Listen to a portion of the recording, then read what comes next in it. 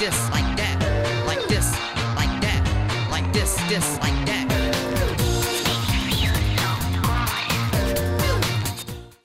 Eh bien, bonjour tout le monde, on se retrouve pour une toute nouvelle vidéo sur Roblox et on se retrouve après la semaine dernière où on avait commencé à faire le bassin de rétention de notre attraction. Vous voyez qu'il est désormais complètement terminé, hein. C'est limite ce qui s'est passé durant l'inter-épisode. Également, alors on va faire un petit peu tout le récapitulatif des nouveautés pour après commencer un petit peu les gros travaux. Parce qu'aujourd'hui, on va faire toute la file d'attente qui va abriter nos visiteurs en attendant qu'ils puissent aller rider notre magnifique petit water coaster, qui est quand même bien plus joli quand on l'a intégré. Là vous voyez que là, j'ai vidé entièrement le bassin pour que vous vous rendiez bien compte de tous les travaux qui ont été réalisés. Bon, déjà, le plus gros travaux, c'est le bétonnage du lac. C'est hyper important, hein. Vous le savez que je le fais maintenant. Je l'ai fait avec le splash, là, le flume. Et comme dans toute attraction aquatique, hein, aucun n'échappe à la règle, si je puis dire. Bon, même si de temps en temps, parfois, les parcs ne le font pas, mais sinon l'eau est clairement dégueulasse si jamais le parc ne le fait pas. Donc c'est donc tout un bétonnage, le bétonnage du lac et puis le bétonnage également des petits murets. J'ai commencé également à faire des petits murets pour que nos visiteurs ne puissent pas se casser la gueule dans la flotte. C'est tout de suite beaucoup plus pratique, évidemment. Ça donne tout de suite un cachet bien plus réaliste à la zone. On voit moins la zone backstage, on voit un tout petit peu la zone backstage là-bas, mais après ça rend le truc assez réaliste quand même, parce que généralement les zones backstage sont quand même pas complètement cachées, hein. On le voit sur Conda, on arrive quand même à l'apercevoir.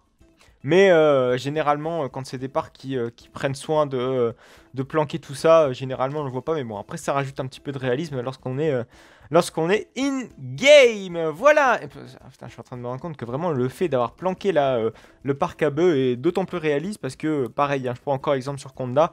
Conda, la file d'attente est complètement cachée. Vous rentrez directement dans le bâtiment pour ensuite arriver sur la file d'attente que vous n'avez littéralement jamais vue si vous n'avez jamais fait l'attraction.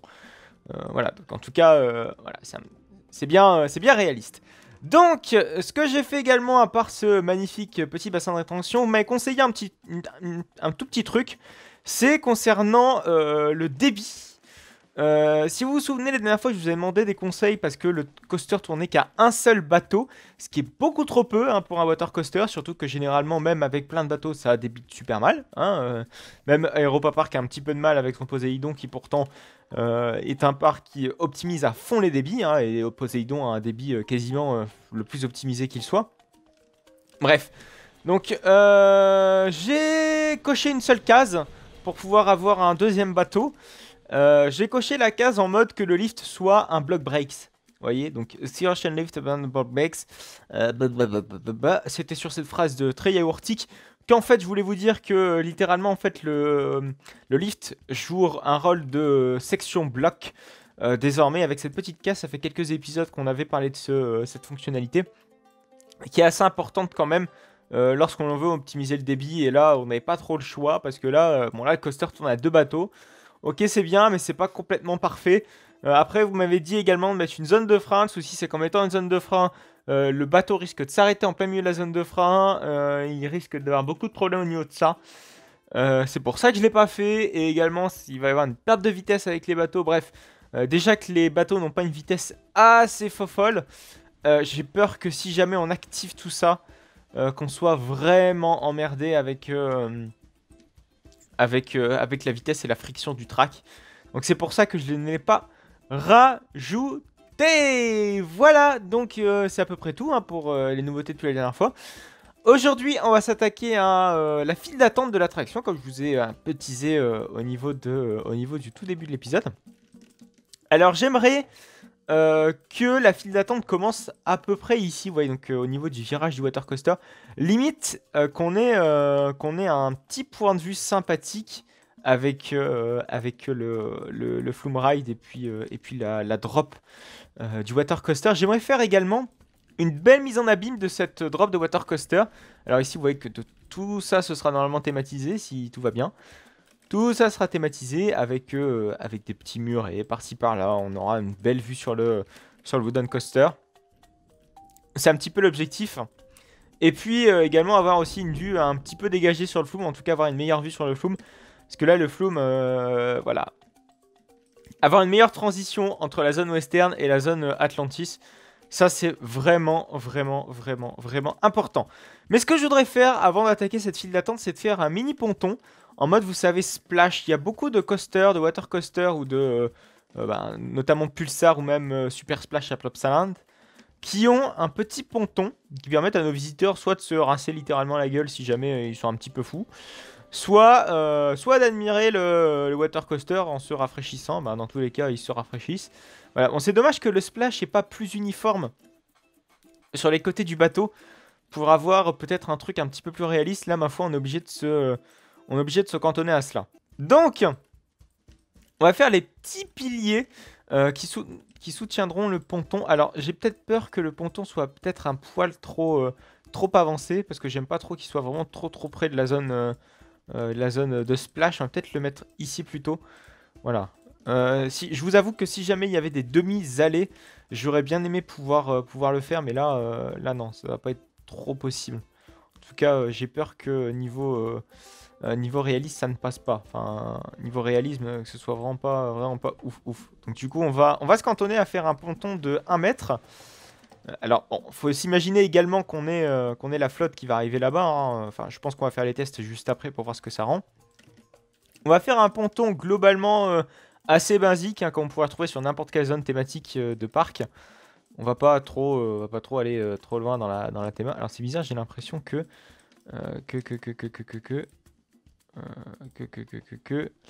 a des petits soucis au niveau de l'inclinaison des piliers en bois. Alors ce que je vous propose de faire, c'est littéralement tout casser et tout refaire. Oui, l'inclinaison des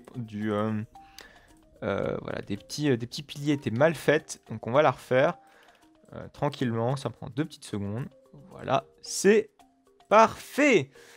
Alors ici il manque peut-être juste ceci. Ah merde, par contre je me suis gouré. Au niveau de la rotation, ce sera beaucoup mieux en 45 degrés. Je claque. Alors c'est peut-être un poil de cul trop haut. Alors je propose qu'on mette plutôt un pignon. Je claque. Et je claque. C'est magnifique. Et là-bas, on va pouvoir mettre les petites barrières comme on avait mis de l'autre côté. Alors c'est pas réellement des barrières, c'est plus un toit grillagé. Mais je trouvais que le rendu était vraiment quali pour ce que ça rend. Enfin pour le bricolage que ça rend, j'ai envie de dire. Ah ouais, mais non, le souci c'est que derrière on va avoir ça, donc on peut pas faire réellement ce que je souhaitais faire. Du coup, on va essayer de faire ça avec des barrières un peu plus classiques, comme on retrouve sur les barrières classiques, hein, j'ai envie de dire. Je pense qu'on va mettre ça comme ça, voilà, avec les barrières de ce style. Ah, c'est dommage, parce que les barrières font quasiment la taille des visiteurs dans le jeu. J'aurais peut-être aimé, le souci c'est que vous voyez, on peut pas les rabaisser manuellement. Ça c'est un poil dommage, c'est pas grave, on est obligé de faire ça comme ça. Mais au pire, on modifiera le temps voulu. Voilà. Et là, on a un magnifique ponton. Si jamais nos visiteurs souhaitent aller peut-être observer le water coaster, il y a moyen. Alors le souci c'est que le ponton, j'ai l'impression que vraiment, il est vraiment au ras de l'eau. Après, je pense qu'il y aura moyen de rendre ça peut-être un petit peu moins au ras de l'eau et beaucoup plus esthétique. Mais bon, déjà, quand le lac est vidé, le rendu est vraiment pas mal. Après, vous allez me dire, les pontons à ras de l'eau, ça existe, hein, donc voilà. Je pense que ça peut le faire. Ah merde, par contre, ouais, il y a un truc que j'avais pas prévu, c'était ça. Alors, je pense que c'est une question de... ouais, ça, par contre, tout est immergé. Ça, c'est pas ouf du tout. Voilà. Je pense que ça vient d'ici. Parce que ici... Ouais, d'accord, ok, je viens de comprendre. Ici, c'est vraiment relié de très près au reste de tout, j'ai envie de dire. Ouais, le souci, c'est qu'on doit aller jusqu'au bout, là-bas. On doit aller remplir la zone jusqu'au bout. Normalement, j'espère que... Non, ça risque de pas passer parce que vous voyez que là-bas, j'en ai pas rempli. Enfin, j'ai pas remis les blocs. Donc, si jamais vous avez ce problème, n'hésitez pas à vérifier si jamais vous n'avez pas de la flotte. Ah, voilà. Normalement, c'est bon. Alors, la prochaine fois qu'on mettra de la flotte, ce sera OK. Alors, pour faire la file d'attente, j'aimerais faire surtout une mise en abîme du splash. En tout cas, mettre en lumière tout ce beau splash avec des effets aquatiques. Vous savez, dans Poséidon, on a ça également. On a de la flotte qui dégouline de partout, même dans... comment il s'appelle déjà? Dans Chiapas d'Iwasaban, vous avez plein de petits rochers avec de la flotte qui dégouline de partout. Donc je pense qu'on va reprendre un petit peu ces codes-ci. Je vous propose peut-être avant cela, c'est de faire la file d'attente avant de faire la thématique de la file d'attente, donc de tracer le tracé, si je puis dire, de la file d'attente qui ornera le water coaster. Alors on va aller juste ici, on va aller vraiment très près du bassin de rétention. Comme ça on va avoir comment dire, une belle vue sur absolument sur toute la zone. Même une belle petite vue également sur le lift. Ici donc l'objectif ce serait de mettre un petit bâtiment, je sais pas, une petite échoppe entre deux qui puisse faire office de comment dire, pas qu'on ait un vrai parc à bœufs mais qu'on ait une file d'attente quand même assez agréable. Donc voilà, en plein milieu ici un petit bâtiment.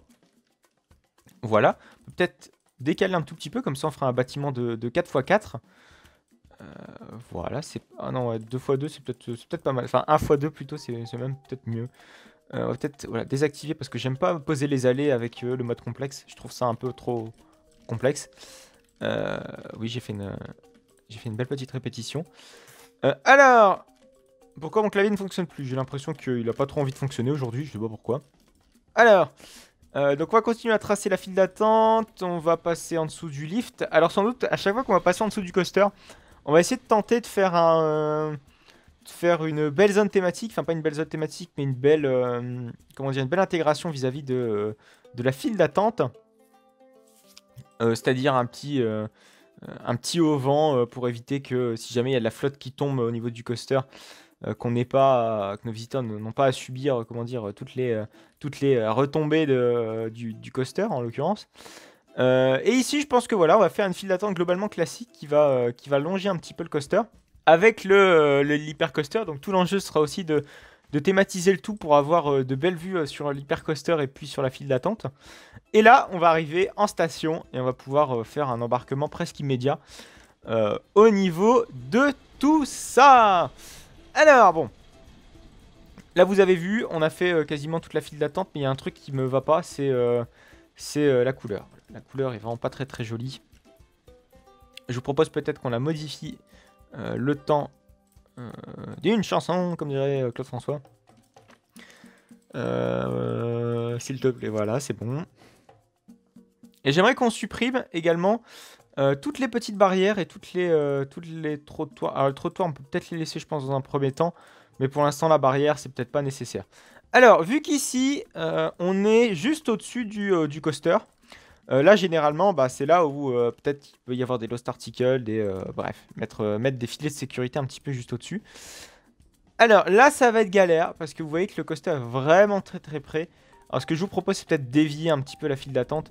Parce que là, ça risque d'être vraiment trop galère pour pouvoir bien thématiser correctement le tout. Et là, comme ça, on peut avoir une belle file d'attente bien thématisée peut-être. Voilà. Donc on va remettre du bois. Ce bois va servir, comme je vous l'ai dit tout à l'heure, à faire le auvent de sécurité. Donc le petit filet de sécurité si jamais il y a de la flotte qui tombe, si jamais il y a quel que soit le problème au-dessus de nos visiteurs. Alors on va reprendre, je pense qu'on reprenne juste le toit grillagé. Je pense que c'est plutôt pas mal, c'est limite même parfait, c'est même nickel. On va mettre peut-être des petites bordures de toit, histoire d'améliorer, mettre un petit peu de détail sur toute l'attraction. J'ai également bien foiré mon... Veuillez m'excuser, pourquoi mon R ne fonctionne pas? Il y a des touches qui ne fonctionnent plus sur mon clavier, je sais pas pourquoi, allez savoir. Voilà, je me suis encore gouré, presque. Voilà, donc c'est pour ajouter des petits détails à notre attraction. Et là, c'est parfait parce que je voulais surtout pas qu'on ait une suppression de support. Et c'est vraiment pas ce qui est arrivé, donc c'est nickel. Alors pour ce qui est de... Ah oui, par contre là, ça peut être un petit peu problématique parce que vous voyez que là, ici, ça peut collisionner, si je puis dire, avec le coaster. Donc on va peut-être éviter de faire ça. Par contre, ce qui serait intéressant de faire, je vous l'ai dit en tout début d'épisode, ce serait de mettre, mettre des petits rochers, et mettre avec tout ça de la flotte, en mode petit jet d'eau qui dévale un petit peu, le tout. Vous allez voir, le rendu sera vraiment sympa. Donc on va mettre des petits rochers par-ci par-là. Vous avez vu que j'ai déjà préparé mon coup. Avec des rochers qui sont déjà précolorés et avec une couleur bien précise. C'est vrai que ça ressemble C'est un petit peu dommage, c'est que ça ressemble vraiment beaucoup à de la végétation. Ça malheureusement, je peux rien y faire. En plus, les textures dans Roblox, vous savez qu'à quel point j'ai un peu de mal avec ça. Clairement, c'est bien de mettre des textures, mais c'est bien aussi d'avoir de la variété dans les textures, avoir des textures aussi de temps en temps un petit peu réalistes. Bon, pas trop non plus, parce qu'il y a des moments, ils nous ont mis, enfin, le créateur nous a mis des textures peut-être trop réalistes, hein, avec le métal ou même une apparence très lava. Vous savez, c'est vraiment pas ouf. Et clairement, c'est un petit peu dommage d'avoir ça. Parce qu'il y a tellement d'autres moyens de faire de la belle théma, si je puis dire. Enfin, il y a tellement de textures qui existent en free copyright, par exemple. Alors, je sais pas s'il y a moyen. Ouais, on va peut-être mettre en rotation libre, comme ça on aura un petit peu plus de choix en termes de rotation, d'inclinaison et de beauté de la chose, si je puis dire. Voilà, c'est magnifique. C'est magnifique. Et c'est magnifique. Voilà, donc plein de petits rochers à droite à gauche que l'on thématise. Donc ici, on peut mettre des rochers ici dans le trou, parce qu'il y en a besoin. N'hésitez pas à retourner parfois, quand c'est des rochers, à retourner la texture. Parfois, ça permet de mettre beaucoup plus de diversité dans tout ça. C'est vraiment sympa. Donc là, par exemple, on a moyen d'un petit peu d'abaisser les rochers. Voilà, là, c'est plutôt pas mal. Là, dans ce cas précis, on va pour ce qui est du sol. Ah d'accord, ok, ouais, il y a encore de la flotte qui est en dessous. Ça, je m'y attendais vraiment pas. On va mettre dans ce cas précis des blocs de béton. Parce que là, en l'occurrence, ici, on va pas mettre on va pas mettre des rochers. Ce serait peut-être un petit peu trop. Voilà, donc on va disable the collision. Et je ferai de l'autre côté, je pense, la même chose avec cette histoire de béton. Pour ce qui est du contour, mais surtout également au niveau des rochers. Parce que c'est important d'avoir la même unicité de choses sur à peu près l'entièreté de l'attraction. Alors après, il y a moyen de mettre des petits palmiers peut-être à droite à gauche. Parce que clairement, là, sans palmier, ça fait un petit peu tâche, soyons honnêtes. Enfin, sans végétation luxuriante, si je puis dire. Mais par contre, je ne sais pas du tout si on a des palmiers dans... je sais qu'on a dans le Water Park World. Mais pour ce qui est de Theme Park Tycoon, je sais pas du tout. On va aller voir ça. J'espère qu'il y en a. Sinon, ce serait vachement con. Alors. Ah, mais oui, on a des palmiers, c'est magnifique. Des beaux petits palmiers. Alors, je sais pas pourquoi, mais les palmiers sont blancs. Enfin, en tout cas, il a l'air d'être blanc. Par contre, ouais, comment dire, le palmier est vraiment pas très très grand. Alors, je sais pas pourquoi, mais il me l'a pas accepté. Ok, j'ai cliqué sans le faire exprès sur le bonus quotidien. Bon, après, j'ai peut-être oublié de le prendre aussi, donc prenons-le. C'est toujours gratuit. Hop, hop, hop, hop, hop, hop, hop, hop, comme ça un palmier ça fait un petit peu d'ombre et ça fait un petit peu de théma. Ouais, par contre là clairement la texture elle est pas très très jolie. Il nous a mis de l'herbe limite sur le palmier, c'est vraiment pas beau. On va peut-être mettre quelque chose de beaucoup plus asséché. Beaucoup plus asséché, voilà, un peu plus grisâtre. Là c'est pas mal, c'est pas ce que je préfère non plus. On va dire que ça va passer exceptionnellement. Voilà, donc c'est bien aussi de refaire hop, toute la théma ici. Et ici, après, dans l'idée, ce serait de mettre...